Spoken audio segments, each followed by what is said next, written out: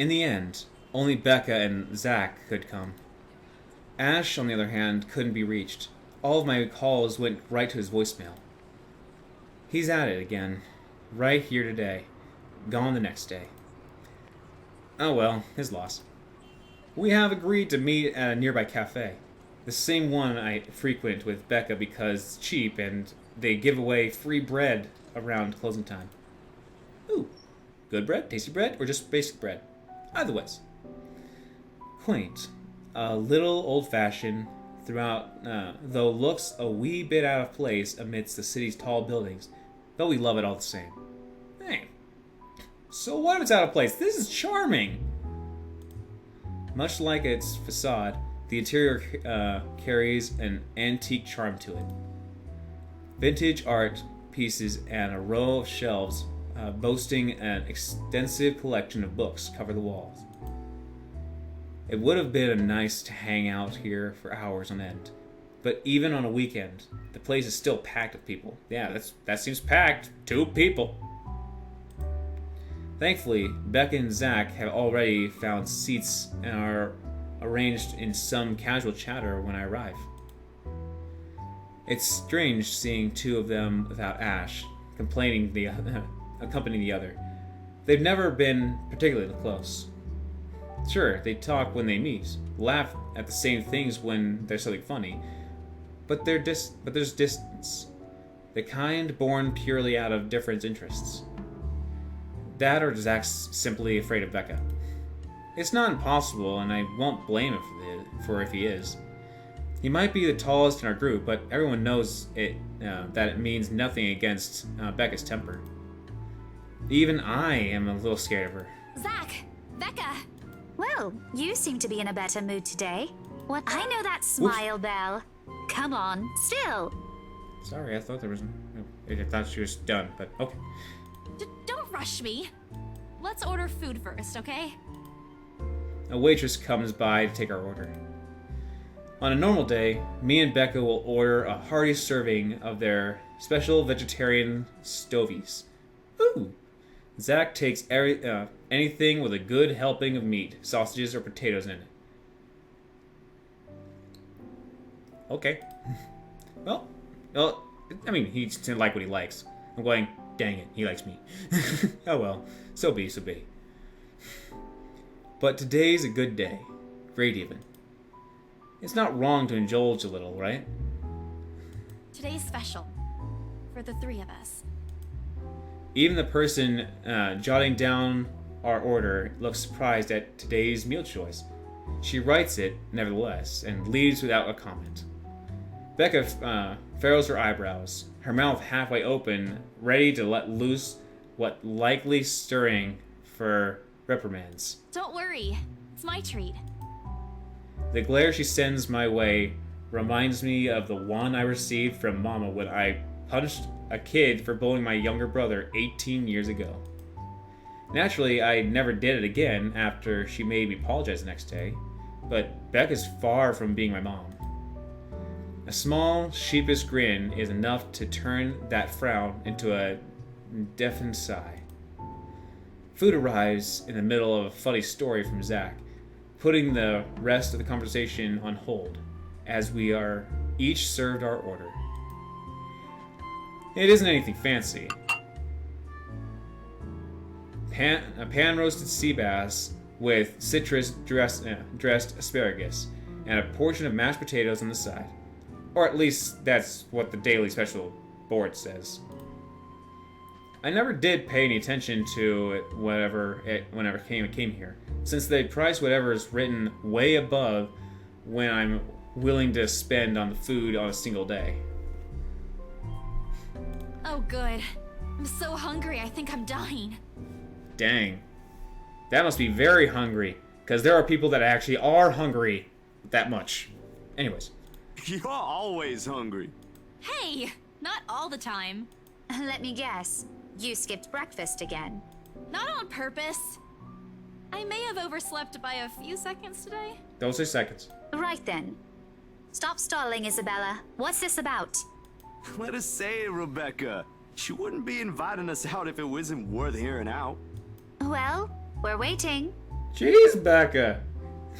You're considering, like, maybe, I don't know, consider it? I guess consider it in a certain tone and caring, but you are quite demanding. Zach, you are very smooth. You're very nice and calm, and you're just very nice, man. I'm treating you guys to a once-in-a-century thing. Wow. Once in a century. Must be big, but if it's not that big, then wow. I don't know. Anyways,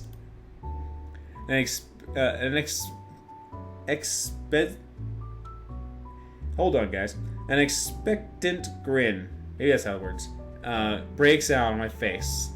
Except, I'm sorry, say that again. And this is important because... Becca only raised an eyebrow at me, while Zach appears like he didn't get the punchline to another lame joke Ash made, and is desperately searching for someone to explain it. Oh, bummer. Maybe I should rephrase it. What? That's not nice at all. This is much nicer. I'm pretty sure Eerie chose a side, but I'm not gonna choose this side just because it's just a slap in the face to Ash. He's not bad, he just teases a lot. So yeah. Okay, let me do that again. Guess what, guys? I'm paying! I sold the house! As the news sinks in, their expression goes from sheer bewilderment to utter surprise. That's more like it. You heard me right, ladies and gentlemen. As of today, I'm Maria Isabella Grace Cruz Santos and free from my instant noodle binge. What a name and mouthful. Seriously? Hold it, Belle. You sold the house? Yep. Which house is this? In Anselm Village? The one with the open house yesterday? The one and only. Come on, Becca. I know you've got a better memory than that. Oh, wow. That's... She lets out a hum. Although she's nodding, she gives the impression of someone who has heard something unbelievable and is still forcing her brain to absorb it. Did you think we wouldn't be able to sell it? Have some faith in me, Becca. I am not your best friend, or what? Am I not your best friend, or what? You don't believe me? The words tumble out of my mouth before I could stop them. I've been trying to avoid bringing up yesterday's little spat, and judging from the looks on their faces, it seems like they are too. Me and my stupid mouth. I'm sure it ain't the way you're thinking, Bella. No, I do believe you. But don't you think the sale happened a bit too fast? The open house only started yesterday, and now you already have a buyer? It happens from time to time. Yeah, but look, I'm happy for you. Just yesterday, you've been really worried where to get money for your dad's new treatment. And now, all of a sudden, you have something. The curse is beautiful! What if the sale doesn't push through, or I don't know, they're a fraud, or they suddenly back out? Isn't it a little too early to celebrate? Wise words! You can be a little temperamental at times, as far as I'm seeing, and quite pushy on some subjects, but you're doing it out of care and logic. Like, that's freaking logic there. I would not say, I sold something! And before the transaction goes through, you should not just go celebrate. Just say, I think we're getting something. It says it's selling, so yeah. When it goes through, then yeah, we can try to treat it out to something. Not going, someone says it got a sale, and it hasn't transferred through yet, but let's do it. You know, thing like that. Yeah. You gotta get the full-on stuff. You don't celebrate before you got the money. Have the money in your pocket first. Isn't a little too early? Yeah. Rebecca does have a point, Bella. If you haven't closed the deal yet, there's still a chance they'll go back on it. They don't seem like it to me. The lady appeared to really want it, and she approached me without even finishing the tour. Pressured me into it, more like it.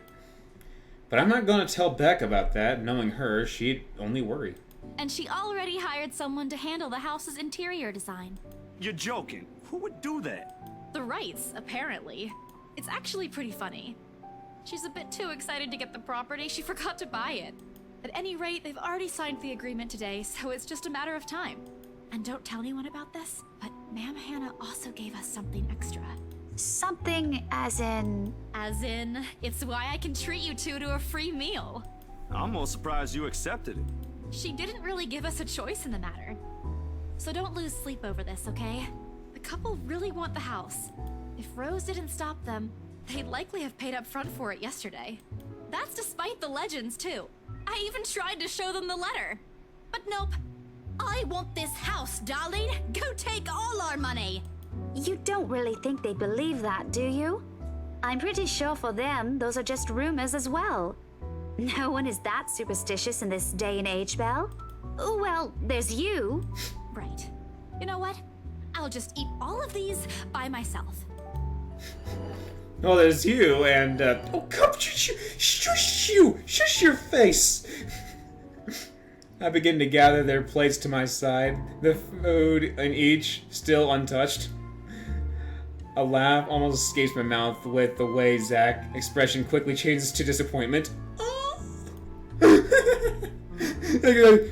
There's you. I'll take these for mine. Oh. Becca's hand interrupts me just as I am about to pull her plate closer to me. Poor Zach. I'm kidding. Don't go all pouty on me again. I'm just concerned you'll get hurt if this doesn't happen. I know how badly you want to close this deal for your papa. I'm sure he's gonna be fine now, though, with the money. They don't know yet. I think I'll call them tomorrow. Let them know things will be easier. Mama said this morning he's showing progress with the new treatment, too. It's just a matter of time. I allow myself to smile, genuine and uninhibited.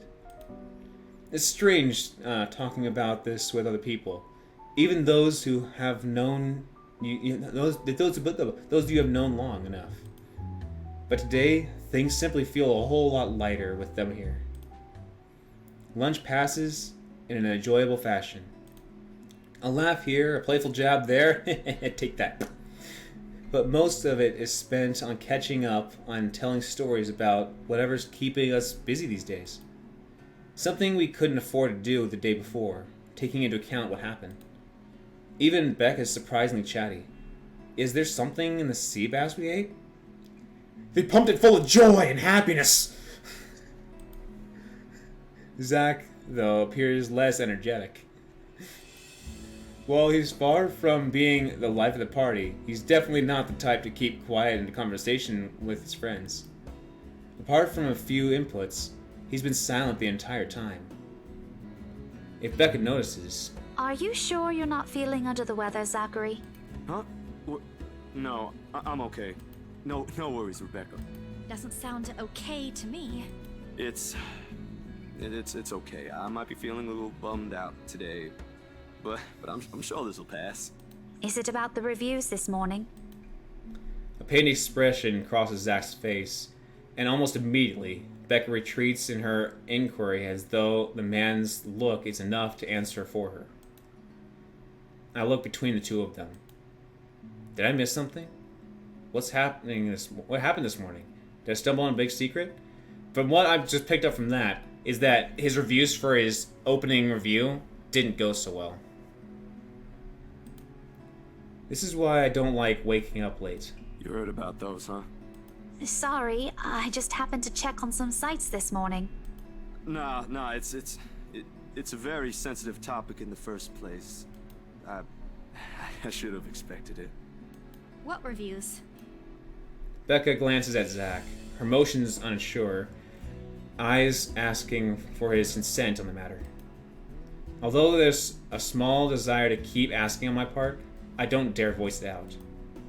Zach, it has always been better to wait. Let him speak on his own. Thank you. Thank you for your consideration. Becca too, to some extent. Although with her, explosions of temper are more common. In the end, he simply answers with a shift of his shoulders, gestures for her to go on with a tilt of his head. It's his movie. That doesn't explain anything. Stop dangling the information, Becca.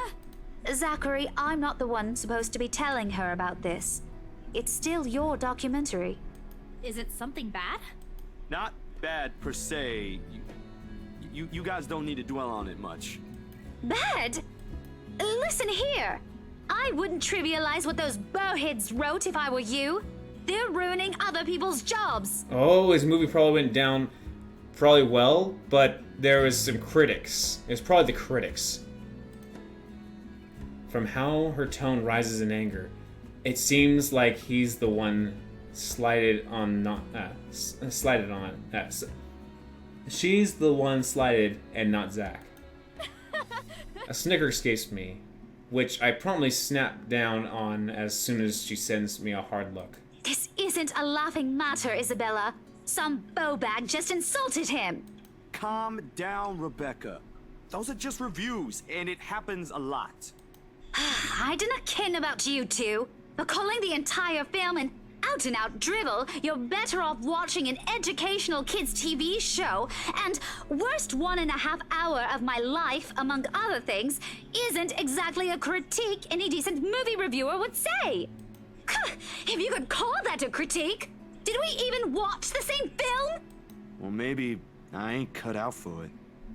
Better stick with my photography or something. No, you flippin', that's just... Who cares what that one critiquer did? It's just not saying... He wasn't saying... Okay, hear this out. If someone was actually going to do critique on something, they shouldn't just say, better watch a kid's movie than an hour and a half that I watched. What about it?